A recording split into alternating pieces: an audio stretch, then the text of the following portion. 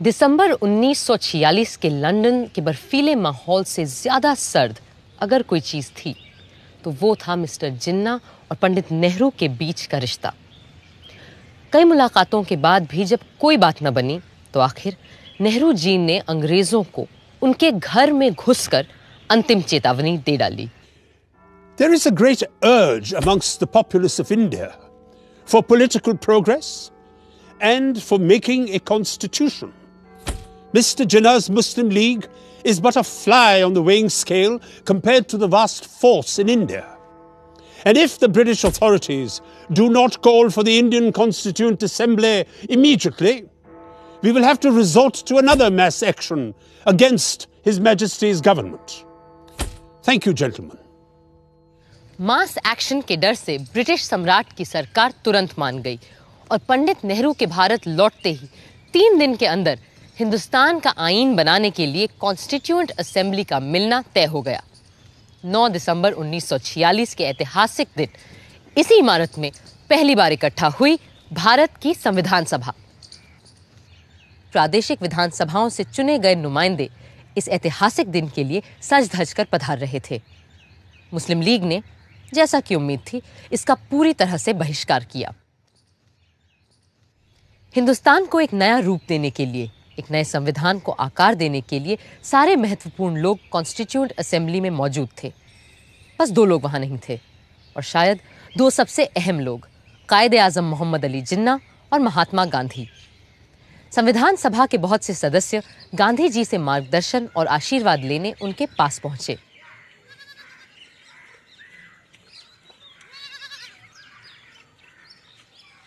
आइए आइए जगजीवन बाबू, मुझे पता है हम चाहे दुनिया का सबसे सुंदर संविधान क्यों न बना लें,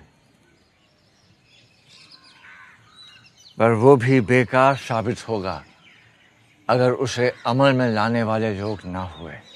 बापू, मुझे पूरा विश्वास है कि हमारे यहाँ ऐसे अच्छे आदमियों और औरतों की कोई कमी नहीं है जो हमारे संविधान को कारगर करके दिखाएंगे। इसीलिए हम सब आपका आशीर्वाद लेने आए। बापू के आशीर्वाद हमेशा तुम्हारे साथ है, पर आज मैं तुम्हें एक तावीज़, एक टोटका दूंगा जो शायद तुम्हें सही संविधान बनाने में मदद करे। आप और तावीज़? बापू, मुझे लगता था आप तंत्र मंत्र यंत्र में विश्वास नहीं रखते। पर इस मंत्र पे पक्का विश्वास है मेरा। जब कभी अपने आप को शंका में घिरा पाओ तो इस परीक्षा को अपनाना। सबसे दीनहीन, गरीब, कमजोर इंसान जिसे तुमने देखा हो उसका चेहरा याद करना और स्वयं से पूछना, जो मैं करने जा रहा हूं क्या इससे उसका भला होगा? इस कदम से क्या उसे कुछ मिलेगा या नहीं? इससे क्या वो अपने भाग्य और जीवन को सुधार पाएगा या नहीं? या यूं कहो, ऐसे करोड़ों को स्वराज मिलेगा या नहीं जो तन और मन की भूख से तड़प रहे हैं, जिनके पेट भी खाली है और हृदय भी। फिर देखना, तुम्हारी सारी शंकाएं छूमंतर हो जाएंगी।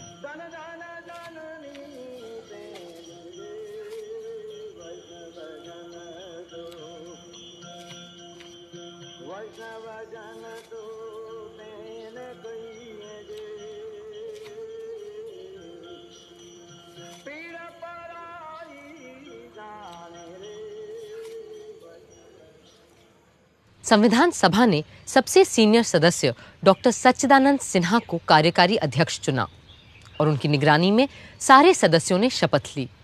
फिर सभा के परमानेंट प्रेसिडेंट के रूप में चुना गया डॉक्टर राजेंद्र प्रसाद को।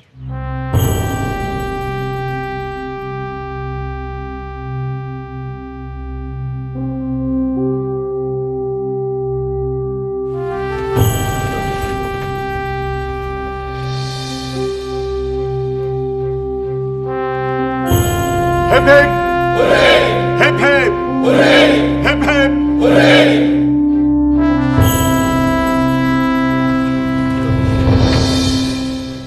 बहनों और भाइयों, अगर आप मुझे माफ करें तो मैं ये कहूंगा कि इस देश में जहां जात पात के इतने झगड़े फैले रहते हैं, आप लोगों ने हमें चुनकर एक तरह से अपनी जाति से बाहर कर दिया है और अपनी जात पात में बैठने से वंचित करके आपने हमें एक अलग, एक दूसरी जगह, एक दूसरे किस्म की कुर्सी पर बैठने के लिए मजबूर कर दिया है।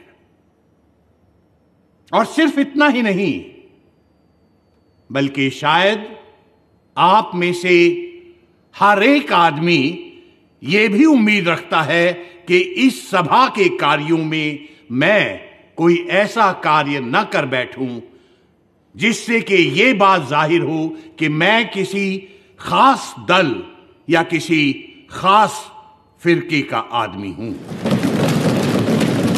पहले हिंदी और फिर अंग्रेजी में बोलते हुए राजेंद्र बाबू ने सबके दिलों को छू लिया। Above all, what we need is freedom. And as someone has said, nothing is more valuable than the freedom to be free.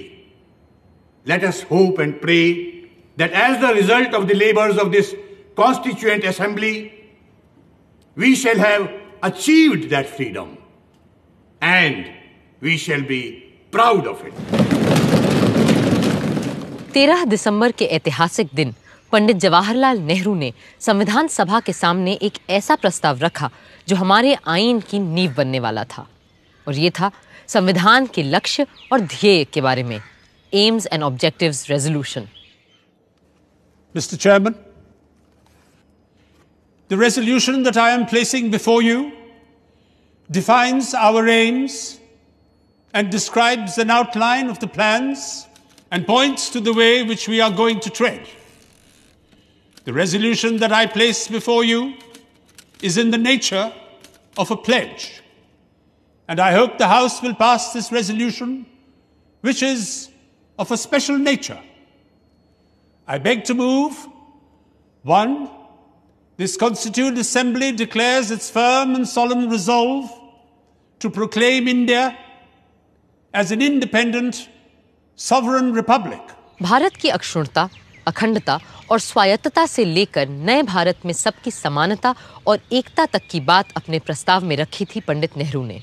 2, wherein shall be guaranteed and secured to all the people of India justice, social, economic, and political, equality of status, opportunity, and before the law, freedom of thought, expression, belief, faith, worship, vocation, association, and action. एक एक करके 8 नुक्ते सामने रखे थे उन्होंने, और हमारे संविधान का पूरा नक्शा कुछ ही शब्दों में खींच दिया था। मगर उन्हें भी आज संविधान सभा में कुछ लोगों की कमी बहुत खल रही थी। आज इस असेंबली में हमें बहुत से लोगों की कमी खल रही है। हमें अच्छा लगता अगर और भी सभी इलाकों, सूबों और राज्यों के नुमाइंदे हमारे बीच होते।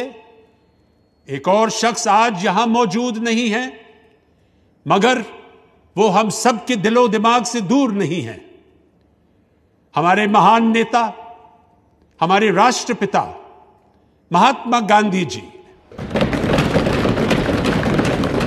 जिनकी लगन और मेहनत के बदौलत ही आज ये असेंबली मुमकिन हो पाई है। बापू यहां मौजूद नहीं है क्योंकि अपने आदर्शों को पूरा करने के लिए वो हिंदुस्तान के किसी कोने में चुपचाप काम करने में जुटे होंगे। पर मुझे इस बात का जरा भी शक नहीं कि उनकी रूह हमारे बीच यहां मौजूद है और हमें अपना आशीर्वाद दे रही है।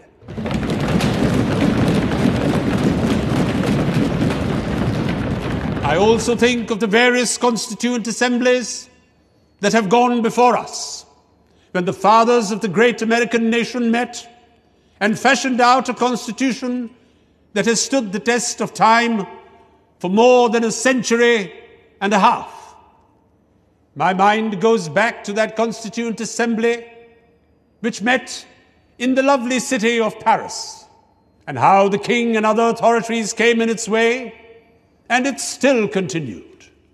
Even the room for that meeting was denied, and the Constituent Assembly betook themselves to an open tennis court and did not disperse till they had finished the task they had undertaken. We too, whether we meet in this chamber or in the fields or the marketplace, will go on meeting and continue our work till we have finished it. 13 दिसंबर को AIIMS and objectives resolution के साथ पंडित नेहरू ने हमारे संविधान की नींव रखी थी और 14 दिसंबर को जिन्ना साहब ने संविधान सभा की पूरी बुनियाद पर ही सवालिया निशान लगा दिया। Is complete independence the goal of the Muslim League? What do you think we are fighting for? Our goal is complete independence, certainly. The complete independence of Pakistan. But Mr. Jinnah, if the Congress accepts the proposals laid down by the British government, would the Muslim League be then ready to take part in Constituent Assembly? It's all very well to talk in this loose way about Constituent Assembly. The reality is that the Congress with 292 supporters, there might be a few less, has a brute majority, where the Muslim number is only 79. Is that what people understand when they talk of democracy? The truth is that between the Hindus and Muslims in India, there is no such thing as democracy. Does that mean that the Muslim minority wants a veto on the progress of the majority? What majority do you mean? If you mean the Hindus, then we wish them Godspeed. Go ahead and establish your Hindustan. Frame your constitution for the Hindus, but then leave us alone, and we shall frame a constitution for Pakistan. ये तो बस आगाज था। आगे और तमाम अड़चनें आनी बाकी थीं। अब देखना है इन चुनौतियों का सामना कैसे किया हमारा संविधान बनाने वालों ने।